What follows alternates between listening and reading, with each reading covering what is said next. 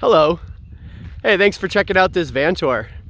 We're doing a walkthrough video of my Mercedes Sprinter camper van that I'm selling. And, you know, we'll jump on the inside and talk about the entire build, all the things we did in there, but just thought I'd start off by talking about the van itself. It's a 2022 Mercedes Sprinter 2500. It's a rear wheel drive, the 144-inch wheelbase, and it has a V6 turbo diesel engine. The engine has about 8,500 miles on it at the moment. So we're just here outside of Aspen, Colorado. We've been building vans full-time for 5 years, and I've actually been traveling in my own personal vans for over 12 years now, and everything I do is just based on the trial and error of everything I've learned from all this traveling in these. The business it's basecampcustomvans.com. Check it out. Some of the past builds or some of the services we do, but customers deliver their own empty cargo vans, and we'll do full campers to full to partial, whatever people want to have done. Installing windows and rooftop solar. So this was my own personal van. So when customers are picking and choosing, they'll pick and choose what they want to suit how they'll use their vans. I got to build this one how I wanted it, right? So we took delivery of it in May. The 3-year, 36,000 mile warranty starts when you take delivery. So it's still practically new, right? With low miles. And first thing we did was put a truck bed liner on the hood. Kind of protects it from these the harsh Colorado roads, that these winter conditions that we'll get. There's a big 52-inch light bar up there on the roof. I'll turn it on. It's kind of blowing out the light sensor, but give you an idea. And this doesn't even do it justice. That top light is so great. It'll light up the road, the night road, like it's daylight. It's absolutely amazing. And there's an AM auto half slider window in both the driver side there and also on the passenger door, that passenger sliding door. Up on the roof we have 2 Maxxair Deluxe roof fans. They'll create great ventilation, great circulation. Air ventilation is what'll there's no AC, but we don't really ever need it here. We don't have the humidity like you might have back east, but it will warm up during the day, and the fans blowing will keep it comfortable inside.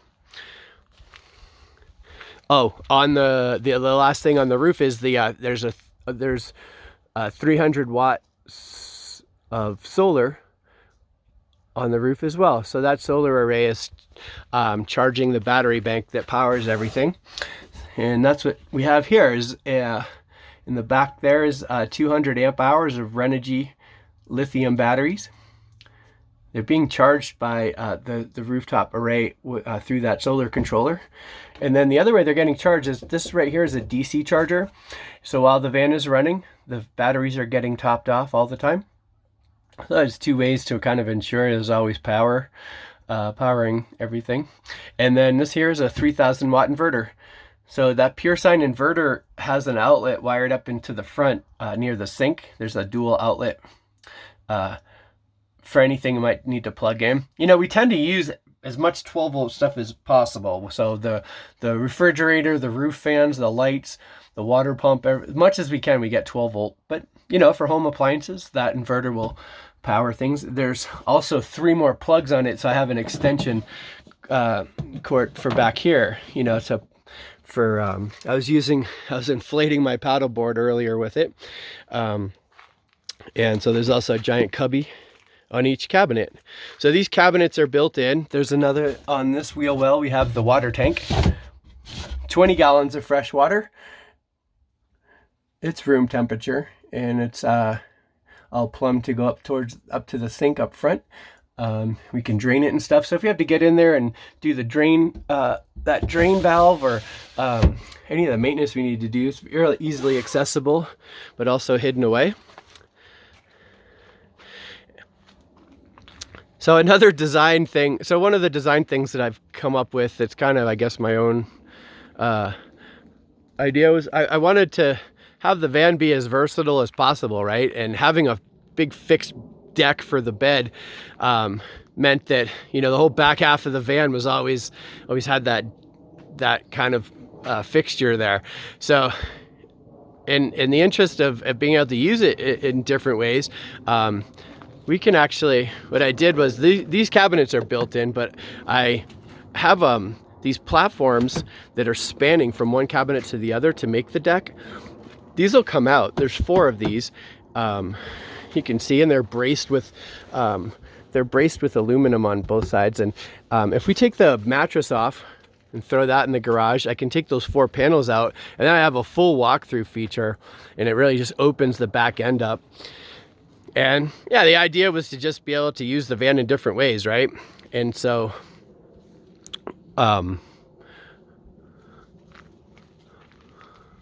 we can I can hello handsome, you are so handsome, look at, you're the best. These guys live here near this trailhead where we come to, and they're so friendly, and I'm always so happy to see. I wish I knew how to fix the flies around their eyes. Look at your flies. And pardon me for being distracted, but this guy's a friend. We haven't seen you in a little bit. Let's jump on inside. We've got these these AM auto half sliders, and that sliding door there. And you can see it better if I just show the one by the galley here. So we can open these up for ventilation. I use that one the most because that's where I'll do the cooking. This is an induction cooktop, and if you're not familiar with induction, it's the greatest. Check it out. So we plug that in right here. We got these 2 110 outlets for that, or the coffee maker. Have anything, you know, any home appliances or whatever, blow dryer. And then the lights are on these. There's light switches for these dimmers. The cabinet lights have their own dimmer, as well as the overhead puck lights. They're on their own. And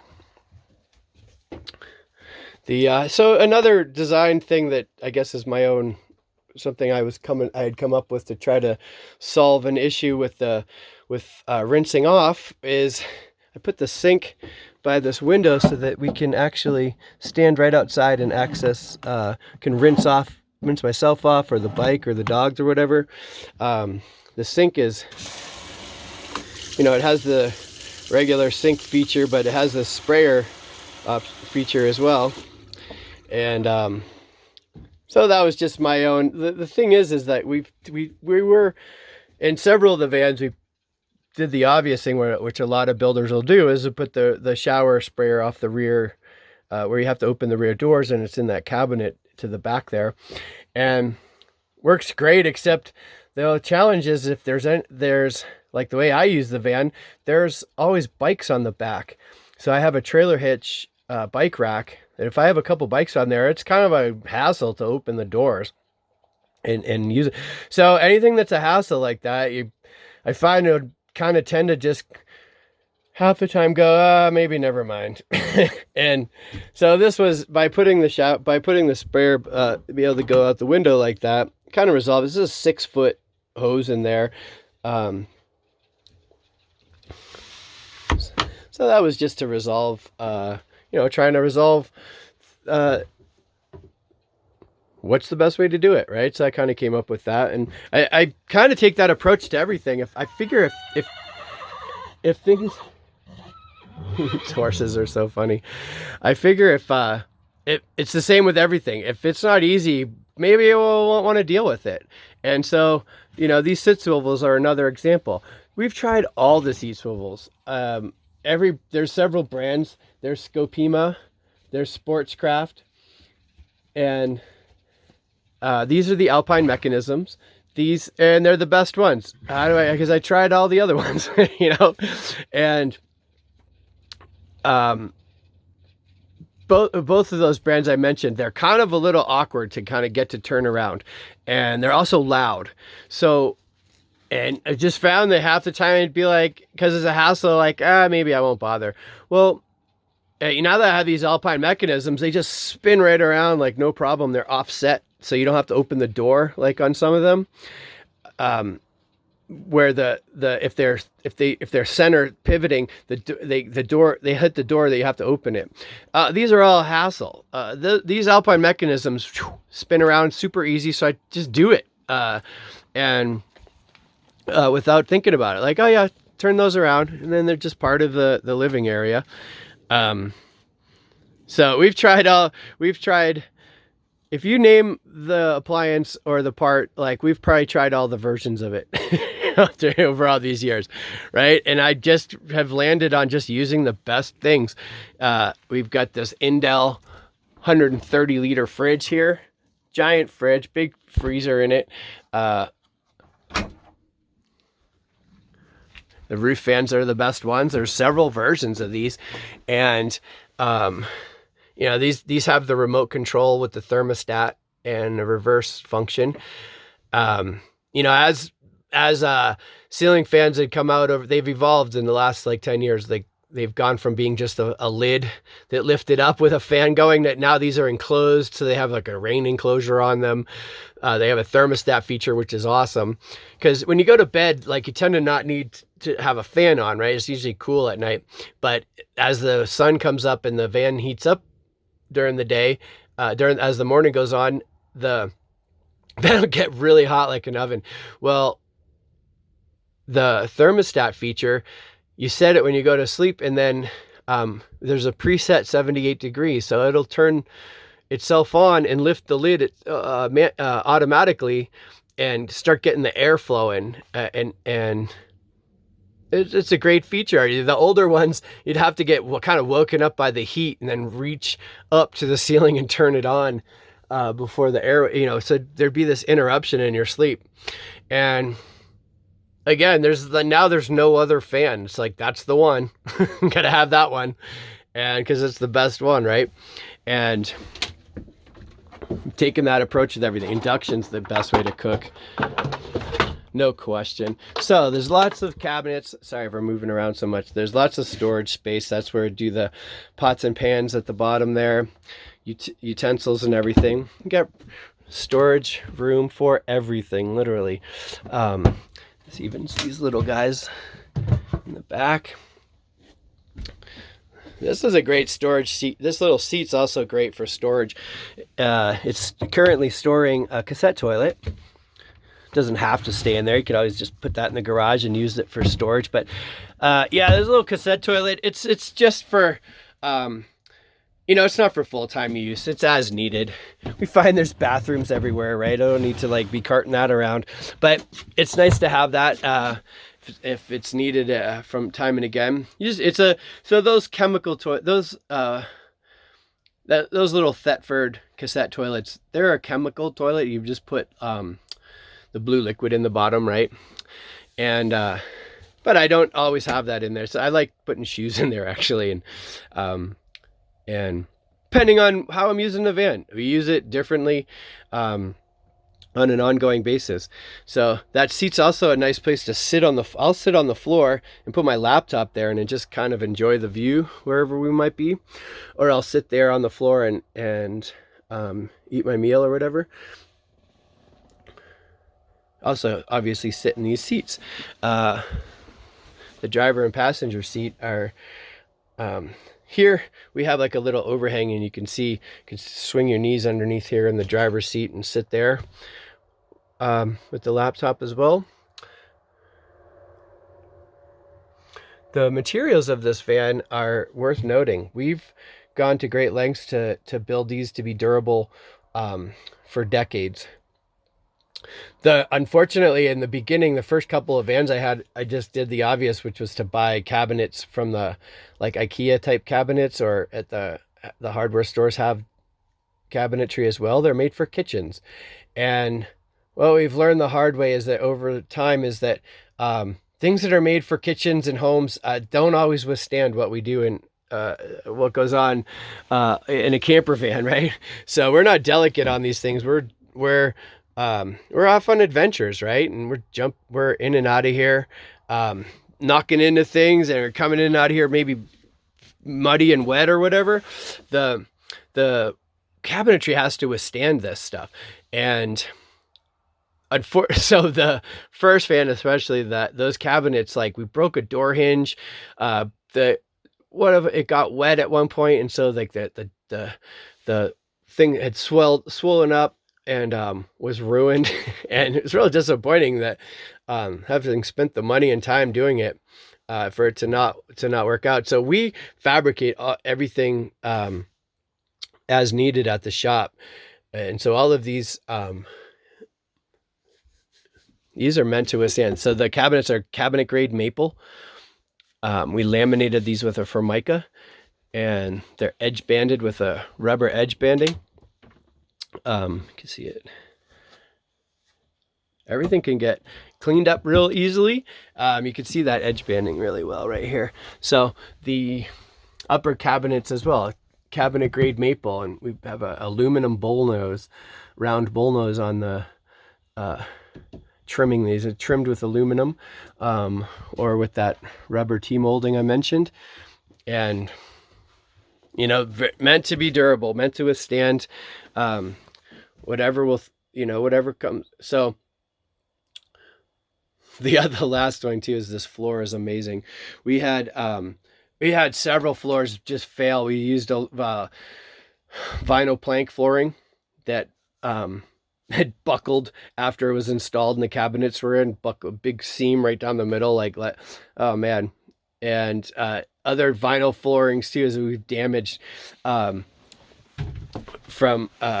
different things that have happened. And I was so glad to find this flooring is it's marine deck flooring. So this is meant for the decks of boats, and it'll withstand exposure for up to 30 years. And you know, the